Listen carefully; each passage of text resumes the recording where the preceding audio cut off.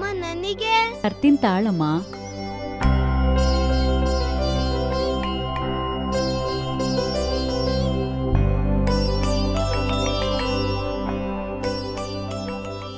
ಅಮ್ಮ ಅಪ್ಪಂಗೆ ಮಣೆ ಹಾಕಿದ್ಯಾ, ನಮ್ ತಟ್ಟೆ ಕೆಳಗಡೆ ಬಟ್ಟೆ ಹಾಕಿದ್ಯಲ್ಲಮ್ಮ.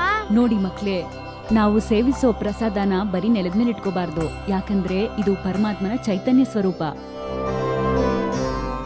ಆದ್ದರಿಂದ ಪ್ರಸಾದದ ಪೂಜ್ಯತೆಗಾಗಿ ಬಟ್ಟೆ ಅಥವಾ ಮಣೆ ಮೇಲೆ ಇಟ್ಕೊಂಡು ಪ್ರಸಾದ ಸೇವಿಸ್ಬೇಕು, ಗೊತ್ತಾಯ್ತಾ?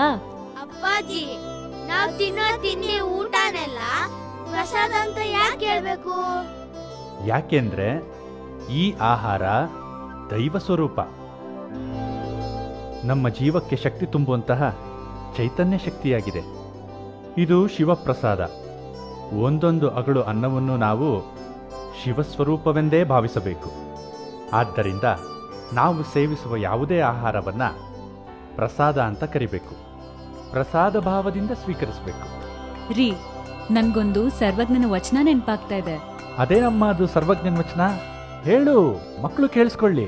ಸರ್ವಜ್ಞ ಏನ್ ಹೇಳ್ತಾರೆ ಅಂದ್ರೆ, ಅನ್ನ ದೇವರ ಮುಂದೆ ಇನ್ನು ದೇವರುಂಟೆ, ಅನ್ನವಿರುವ ತನಕ ಪ್ರಾಣವು ಜಗದೊಳಗನ್ನವೇ ದೈವ ಸರ್ವಜ್ಞ. ನಮ್ಮ ಶರಣರಾದ ಸರ್ವಜ್ಞ ಮೂರ್ತಿಗಳು ಅನ್ನದ ಮಹತ್ವದ ಬಗ್ಗೆ ತುಂಬಾ ಚೆನ್ನಾಗಿ ಹೇಳಿದಾರಲ್ವೇನ್ರಿ? ಆಹಾ, ಎಂತ ಅರ್ಥಪೂರ್ಣವಾದ ಸರ್ವಜ್ಞನ ವಚನವನ್ನ ಹೇಳಿದ್ಯಮ್ಮ ನೀನು. ಆ ಸರ್ವಜ್ಞ ಮೂರ್ತಿ ಅನ್ನನೇ ದೈವ ಅಂತ ಹೇಳಿದ್ದಾರೆ. ಗೊತ್ತಾಯ್ತಪ್ಪಾಜಿ. ಹಾ, ನಿಲ್ಲಿ. ಪ್ರಸಾದ ಸೇವನೆ ಮಾಡಬೇಡಿ. ಯಾಕಮ್ಮ? ನೋಡಿ ಮಕ್ಳ, ಪ್ರಸಾದ ಸೇವಿಸೋಕು ಮುಂಚೆ ಬಸವಣ್ಣನವರ ಒಂದು ವಚನ ಹೇಳಿ ದೇವರಿಗೆ ಕೃತಜ್ಞತೆಯನ್ನ ಸಲ್ಲಿಸಿ ನಂತರ ಪ್ರಸಾದ ಸೇವನೆಯನ್ನು ಮಾಡ್ಬೇಕು. ಯಾವ ವಚನನಮ್ಮ? ನಮಗ್ ಗೊತ್ತೇ ಇಲ್ಲ. ನೋಡಿ, ನಾನ್ ಹೇಳ್ಕೊಡ್ತೀನಿ, ನೀವ್ ಹಾಗೆ ಹೇಳ್ಬೇಕು. ಹ್ಞೂ ಅಮ್ಮ, ಬೇಗ ಹೇಳಮ್ಮ, ಹಸಿವಾಗ್ತಿದೆ. ಹೇಳಮ್ಮ ಬೇಗ. ಮೌನದಲ್ಲೊಂಬುದು ಆಚಾರವಲ್ಲ, ಲಿಂಗಾರ್ಪಿತ ಮಾಡಿದ ಬಳಿಕ ತುತ್ತಿಗೊಮ್ಮೆ ಶಿವ ಶರಣು ಎನ್ನುತ್ತಿರಬೇಕು.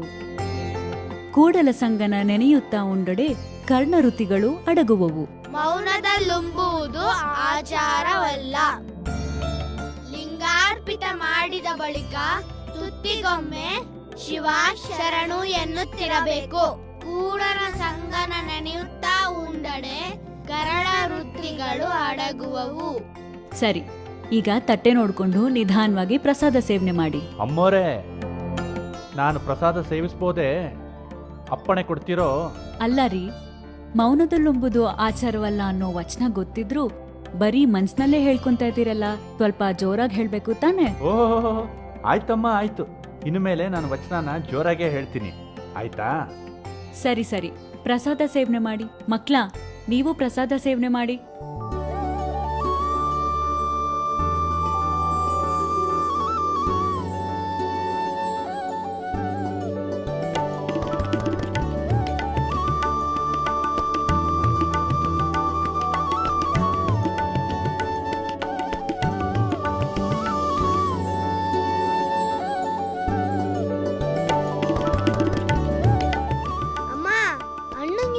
ಹಾಕಮ್ಮ. ಬೇಡಮ್ಮ, ಹೊಟ್ಟೆ ತುಂಬಿದೆ. ನೀಡಮ್ಮ. ಬೇಡಮ್ಮ.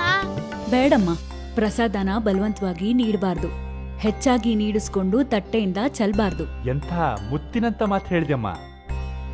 ನಮ್ಮ ಶರಣರು ವಚನದಲ್ಲಿ ಹೇಳಿದ್ದಾರೆ, ಮಿತ ಭೋಜನ, ಮಿತ ಮಾತು, ಮಿತ ನಿದ್ದೆ ಮಾಡಿರಣ್ಣ, ಇದುವೇ ಯೋಗ ಸಿದ್ಧಿ ಅಣ್ಣ ಅಂತ.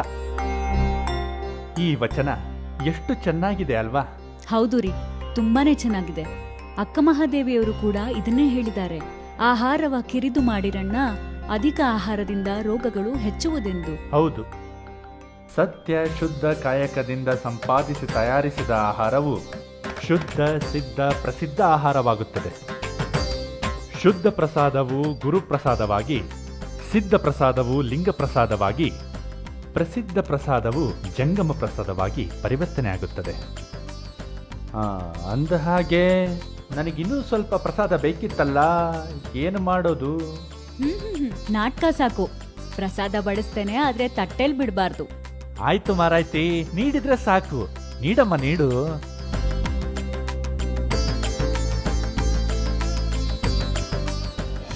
ನೋಡಮ್ಮ, ನನ್ ತಟ್ಟಲ್ಲಿ ಏನು ಉಳಿಸಿಲ್ಲ. ಪ್ರಸಾದನ ಅಷ್ಟು ತಿಂದಿದ್ದೀನಿ. ನಾನು ಅಷ್ಟೇ. ಇವಾಗ ನಾವ್ ಎದೊಳ್ಬಹುದಾ? ಬೇಡ. ನೋಡಿ, ನಿಮ್ಮಪ್ಪಾಜಿ ತಟ್ಟೆಲಿ ಕೈ ತೊಳ್ದು ನೀರ್ ಕುಡಿತಿದ್ದಾರೆ. ನೀವು ಅದೇ ರೀತಿ ಮಾಡ್ಬೇಕು, ಗೊತ್ತಾಯ್ತಾ?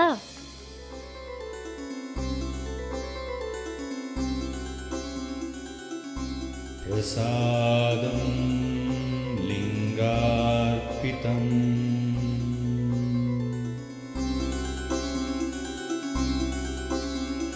ಲಿಂಗಾರ್ಪಣಮಸ್ತು. ಯಾಕಮ್ಮ ಹಾಗ್ ಮಾಡ್ಬೇಕು? ನೋಡಿ ಮಕ್ಳ, ತಟ್ಟೆಯಲ್ಲಿ ಅಂಟ್ಕೊಂಡಿರೋ ಕಣಕಣಗಳಲ್ಲೆಲ್ಲ ದೈವಾಂಶ ಶಕ್ತಿ ಇರುತ್ತೆ. ಅಲ್ಲದೆ ಕೈಬೆರಳುಗಳಲ್ಲಿ ಪಂಚಭೂತ ತತ್ವದ ಶಕ್ತಿ ಇರುತ್ತೆ. ಆಹಾರನ ವ್ಯರ್ಥ ಮಾಡಿದ್ರೆ ದೋಷ ಉಂಟಾಗತ್ತೆ. ನೋಡಿ ಮಕ್ಳ, ನಿಮ್ಮ ಅಪ್ಪಾಜಿ ಬೆಳಗ್ಗೆ ಮಾತ್ರ ಅಲ್ಲ, ಮಧ್ಯಾಹ್ನ ಹಾಗೂ ರಾತ್ರಿ ಕೂಡ ಇದೇ ರೀತಿ ಪ್ರಸಾದ ಸೇವನೆ ಮಾಡೋದು.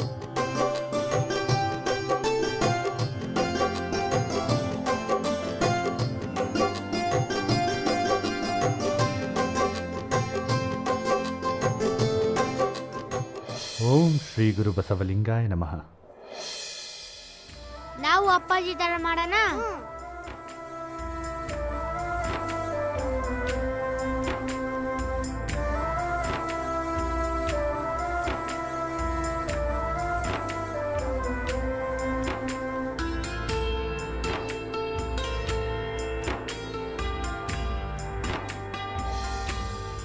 ಲಿಂಗಾರ್ಪಣಮಸ್ತು.